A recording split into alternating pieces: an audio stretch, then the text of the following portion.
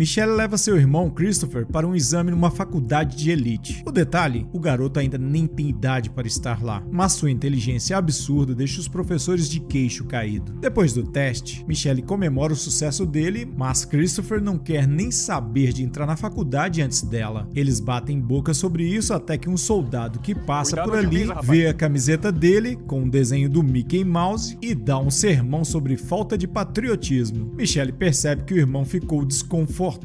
Ela reforça para Christopher que o verdadeiro poder dele está na mente e garante que ele tem uma missão importante: mudar o mundo. E ela vai estar ao lado dele nessa. O problema é que, nos últimos anos, a humanidade não andou com muita sorte. Tudo começou quando Walt Disney, sim, ele mesmo, criou os primeiros robôs para seu parque de 1955. Não demorou para que eles fossem fabricados em massa e assumissem praticamente todos os trabalhos. Mas um belo dia, os robôs se cansaram de serem usados como mão de obra barata e resolveram se rebelar. E quem liderou a revolta? Um robô chamado Sr. Pina. O problema é que, em vez de verem isso como um protesto legítimo, os humanos encararam como uma afronta e decidiram partir para a guerra. Não deu muito certo pra gente. Robôs não precisam dormir, comer ou descansar, então rapidamente a balança pesou contra os humanos. Foi aí que surgiu um cara chamado Ethan Skate, que criou um tal de Neurok, um dispositivo que conectava a mente humana a uma máquina. Tipo um VR turbinado. Com isso, os humanos começaram a virar o jogo. O Sr. Peanut não teve escolha a não ser assinar a rendição, e os robôs que sobraram foram jogados numa zona de exclusão, cercadas por um muro gigante. A empresa de Skate assumiu o controle da situação, vendendo a ideia de que a vida humana ia melhorar com a tecnologia Neurok. Agora as pessoas podiam estar no trabalho e no mundo virtual ao mesmo tempo, basicamente um modo fantasma da vida real. O negócio se espalhou pelo mundo e virou padrão. O filme em questão é The Electric State, dos irmãos Russo. Se não sabe quem são esses? São os responsáveis pelo... Aproveita e me ajuda a levar esse vídeo a mais pessoas, compensando assim o meu trabalho. Deixa um like, comenta aí se você vai assistir esse filme, eu gostaria muito de saber. Então, vamos lá. Action! 2 anos depois da guerra, Michelle, já mais velha, mora com Ted, seu pai adotivo que vive enfiado na realidade virtual. Como ela tem fama de adolescente rebelde, Ted monitora cada passo dela com um rastreador no tornozelo. Naquela manhã, ela sai para a escola e, sem surpresa, se recusa a usar um headset de VR. O diretor da escola até tenta ser compreensivo com Michelle, afinal ela perdeu toda a família num acidente de carro, mas ainda assim insiste que ela siga as regras. Essa conversa faz lembrar novamente de Christopher. À noite, ela tem um pesadelo com um acidente, revivendo a cena do carro batendo contra um cervo e o olhar sério de um médico de óculos no hospital. Ela acorda assustada e dá de cara com uma figura inesperada no quintal, um robô de aparência cartunesca chamada Cosmo. Em pânico, ela se esconde debaixo da cama e tenta, sem sucesso, acordar Ted. Mas Cosmo a encontra. Diferente dos robôs assassinos dos velhos filmes de ficção científica,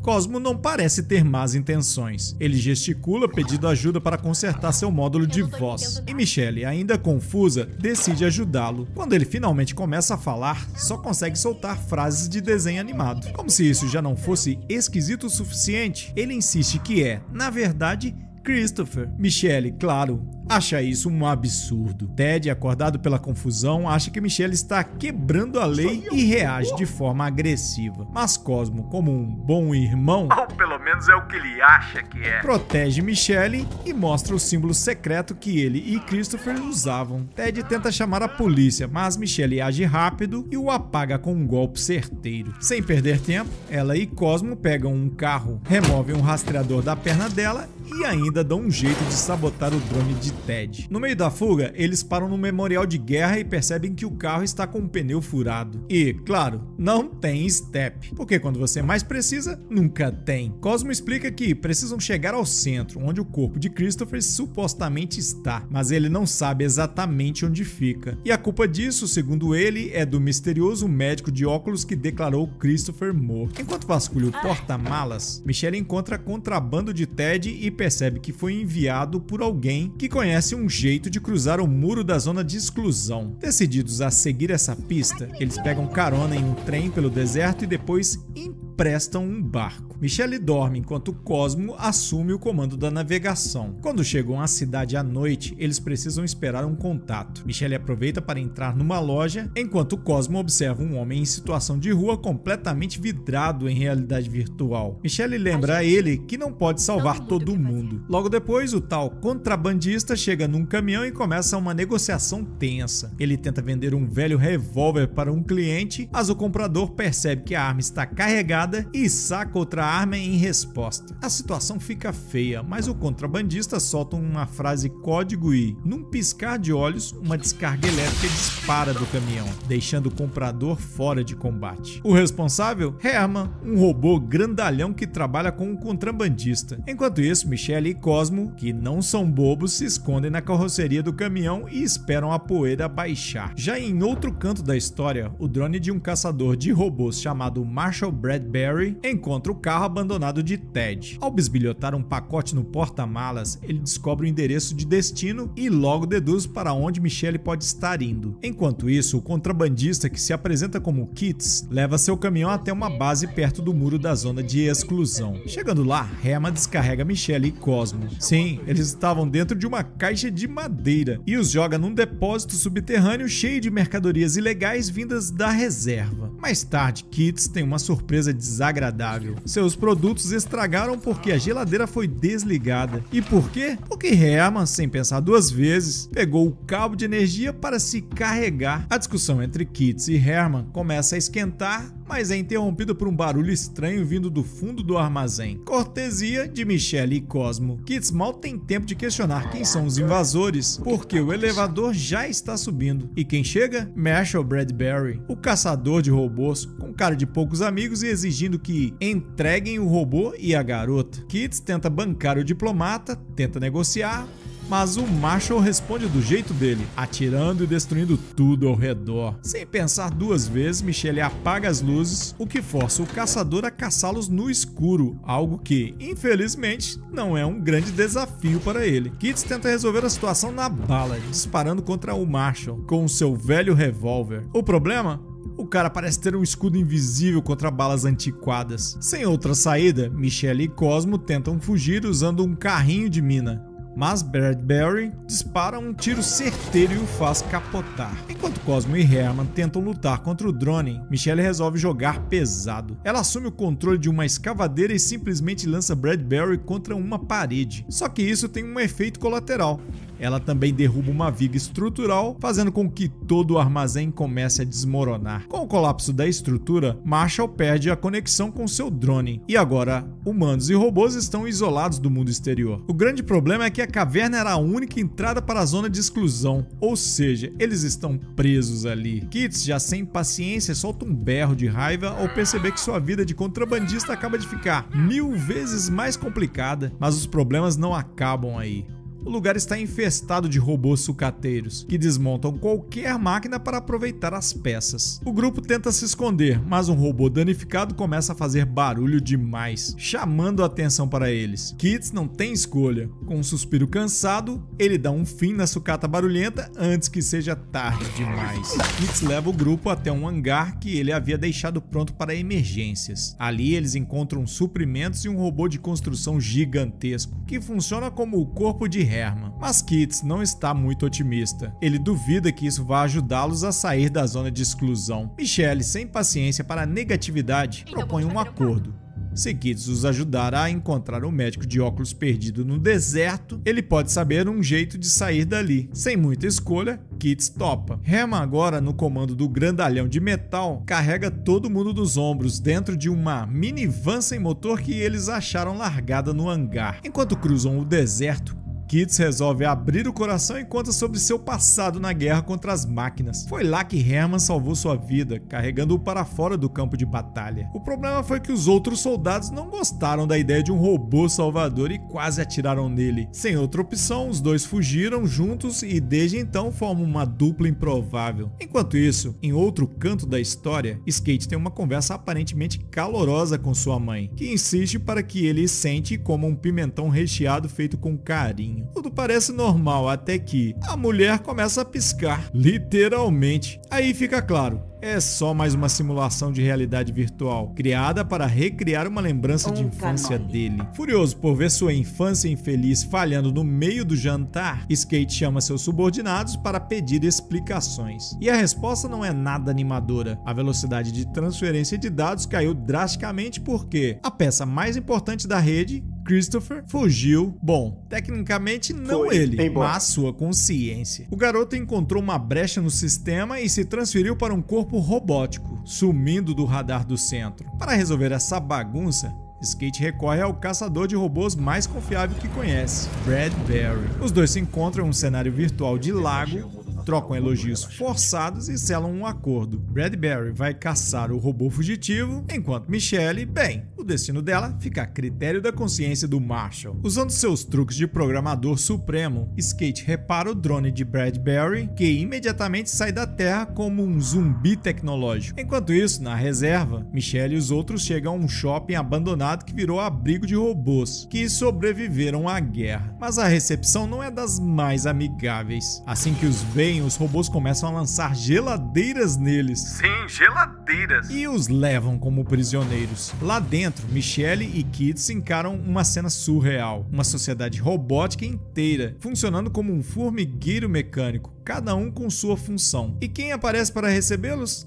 Ninguém menos que o Sr. Pino em pessoa, que explica que ali eles vivem em paz e que a captura deles foi um erro. Pensaram que eram sucateiros. Michelle, sem rodeios, pergunta onde podem encontrar o médico de óculos, mas Pino desvia do assunto e resolve dar um tour pelo lugar. Ele mostra como os robôs aprenderam a viver sozinhos, até desenvolvendo novas profissões. Um deles, por exemplo, virou cabeleireiro e, ao ver Kids, se empolga com a oportunidade de dar uma repaginada no visual do contrabandista. Mas Kids, nada fã de mudanças, nega na hora. Michelle insiste na pergunta sobre o médico, mas Pino explica que a simples presença deles ali já coloca todos em perigo. Se o centro descobrir que humanos estiveram no refúgio, terá um motivo perfeito para destruir tudo. A única coisa que ele pode fazer é levá-los até o deserto e deixá-los lá. Kids avista um café e corre para lá, mas descobre que o local não serve nada há anos. O garçom robô, no entanto,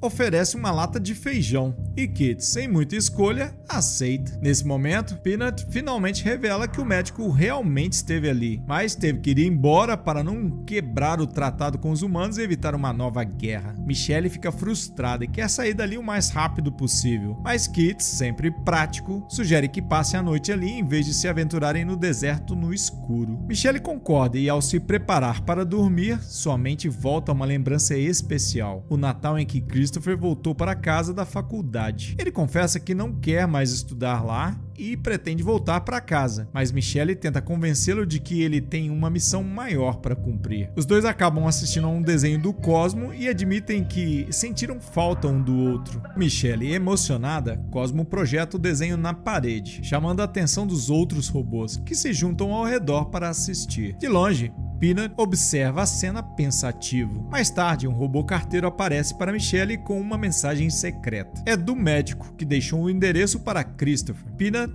ouve a conversa e, na manhã seguinte, oferece ajuda para levá-los até lá. Mas antes de partir, ele apresenta ao grupo um robô jogador de beisebol, dono de uma força bruta que decide se juntar à missão. Assim, eles seguem viagem sem perceber que o drone de Bradbury já está de olho em tudo. O grupo chega a um parque de diversões abandonados no meio da noite. Parece tranquilo, até que não parece mais. De repente, eles percebem que o lugar está infestado de sucateiros, robôs assustadores que desmontam qualquer máquina para reaproveitar peças. Os monstros mecânicos logo percebem os visitantes e os cercam, bloqueando o caminho até uma casa onde há uma luz acesa. A equipe tenta abrir caminho na marra, mas ao se aproximarem, percebem que as portas da casa são apenas uma ilusão, pintadas na parede. E então, o que já estava estranho fica pior. Uma música alta começa a tocar, fogos de artifício explodem e, sem aviso, o chão se abre sobre eles. Em segundos, todos deslizam por um túnel até cair dentro de um laboratório subterrâneo. A recepção, um sujeito nada amigável apontando uma espingarda na direção deles. O famoso Dr. Unrest. Mas antes que alguém tenha tempo de reagir, Cosmo estende um cartão postal para o médico. Unrest congela por um instante instante e então percebe: o plano para salvar Christopher funcionou. Com Kit e Herman de guarda, Michelle encara o médico e vai direto ao ponto. Exige saber o que realmente aconteceu com o seu irmão. Sem rodeios, Unrest explica que, depois do acidente, Christopher foi levado ao hospital, onde seu corpo foi mantido em coma. Durante os exames, os cientistas descobriram que o cérebro do garoto tinha algo especial, algo que o tornava perfeito para ser o centro de comando da rede unificada. O porém era que essa descoberta fez com que os médicos forjassem a morte de Christopher e o usassem como peça-chave do sistema. Mas um detalhe que ninguém previu aconteceu. 1 ano e meio depois, o garoto começou a dar sinais de consciência. Unrest percebeu a monstruosidade do que estavam fazendo e decidiu que era hora de acabar com aquilo. Só que Skate não tinha a menor intenção de interromper o experimento e deixou isso bem claro, com a ameaça de morte. Sem muitas opções, o médico fugiu para a zona de exclusão, mas antes deixou uma saída para que Christopher pudesse transferir sua mente para um robô. E foi exatamente isso que aconteceu. Antes que possam continuar a conversa, o laboratório treme com uma explosão. A porta é arrancada pelos ares e, em meio à poeira, surge Marshall Bradbury.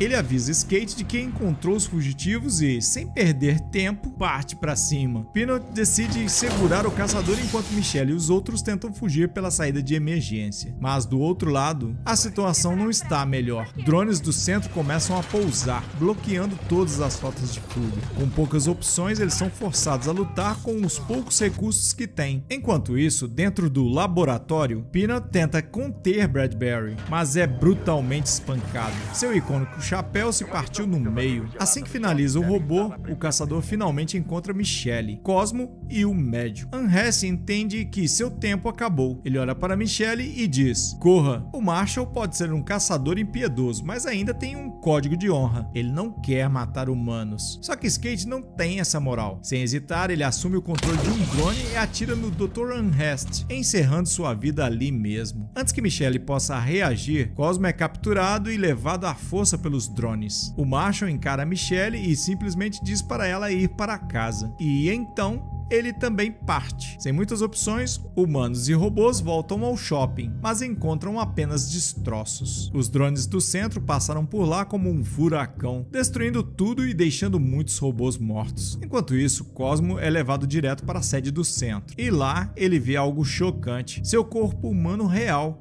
ainda vivo, dentro de uma cápsula de suporte vital. Do outro lado da sala, Marshall enfrenta Skate, claramente revoltado. Ele finalmente percebeu que foi manipulado para caçar uma criança viva, não apenas um robô, mas Skate, com sua habitual frieza, apenas ri. Para ele, o cérebro de Christopher é essencial. Sem ele, as pessoas não poderão mais se esconder de sua realidade miserável. Sacrifícios precisam ser feitos, ele declara. Sem se importar com a indignação do Marshall, ele ordena que Cosmo seja reconectado ao sistema imediatamente. Enquanto isso, Michelle sente que perdeu Christopher pela segunda vez. Ela se isola, tomada pela dor, até que Kits aparece com uma surpresa. Um corte de cabelo novo, cortesia do cabeleireiro robô que sobreviveu ao ataque. Michelle não consegue evitar um olhar de: sério que essa é sua prioridade agora? Mas o momento de distração dura pouco. Ela tem um plano: invadir a sede do centro e usar o computador do médico para acessar o sistema. O detalhe? Desconectar Christopher da rede desativará todos os drones do centro. É um risco enorme, mas os robôs sobreviventes não hesitam. Estão prontos para lutar até o fim. Sem perder tempo, os robôs deixam a reserva e seguem por um caminho subterrâneo até a base do centro. E quando chegam, Herman não perde tempo. Ele começa a arremessar carros do estacionamento contra o prédio, como se estivesse jogando boliche com veículos. Os seguranças ativam os drones de defesa, mas não percebem que estão caindo numa armadilha. Na floresta ao redor, os outros robôs estão esperando. E quando a batalha começa, eles atacam sem piedade. O centro é pego de surpresa, forçado a se defender. Para contra-atacar, Skate libera seu drone especial, pronto para virar o jogo. Enquanto isso, Michelle e o computador do médico finalmente chegam ao laboratório onde Christopher está preso. No meio da batalha, a coisa fica feia quando o gigantesco drone de Skate entra em cena, destruindo tudo ao seu caminho. Marshall também chega e dá de cara com Pino, que, mesmo danificado, está disposto a lutar até o fim. Mas algo acontece acontece? O caçador de robôs começa a ver as coisas de um jeito diferente. Diante dele, os robôs estão lutando por liberdade, enquanto a corporação que ele serve destrói vidas sem pensar duas vezes. Quem são os verdadeiros vilões aqui? Com essa dúvida martelando em sua cabeça, ele toma uma decisão drástica. Retira seu headset e se desconecta do sistema, abandonando sua missão. Enquanto isso, Michelle ativa o Neuroc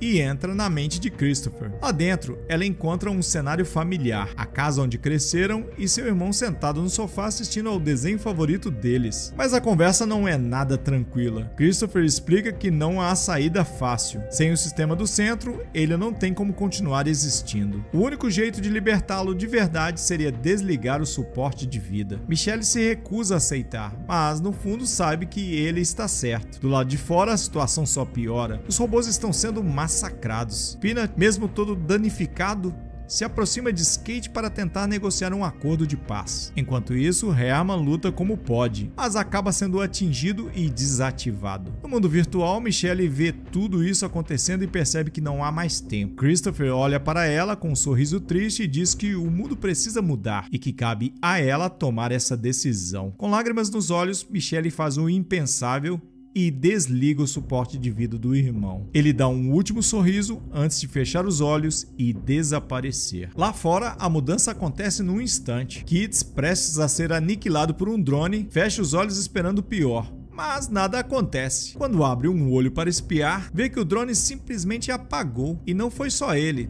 Todos os drones do centro começam a cair um por um, como marionetes sem cordas. Sem Christopher no sistema, toda a rede entra em colapso. Kits olha para o corpo do robô Herman e lamenta sua perda, mas então um compartimento na cabeça do robô se abre e de dentro sai um mini Herman, que estava pilotando o corpo maior como uma espécie de robô dentro do robô. Kits, aliviado, solta uma risada, porque, no fim, ninguém esperava um plot twist desses. Sem Christopher no sistema, o Império do Centro desmorona como um castelo de cartas. A cereja do bolo? Jornalistas conseguem acesso às gravações dos experimentos cruéis com Christopher e Skate vai direto para a cadeia, sendo condenado pelo mundo inteiro. Enquanto isso, Michelle se torna um símbolo de resistência, agora chamado de a garota que liderou a rebelião dos robôs. Ela grava uma mensagem da reserva convidando a qualquer um que queira viver fora da realidade virtual a se juntar a eles. A luta agora é por um mundo real, não um digital. Em outro canto, no meio de um ferro velho, algo inesperado acontece. Cosmo desperta. Seu reflexo brilha em uma poça d'água, sugerindo que, talvez, só talvez, Christopher ainda esteja por lá. Por mais que esse filme não seja perfeito, tenha buracos no roteiro, inconsistência e alguns momentos que poderiam ser mais bem trabalhados, ainda assim é uma história envolvente, tem efeitos especiais muito bons e um humor bem inteligente. Ou seja, vai lá assistir. Agora, se antes quiser assistir mais um resumo, vou deixar um aí no card.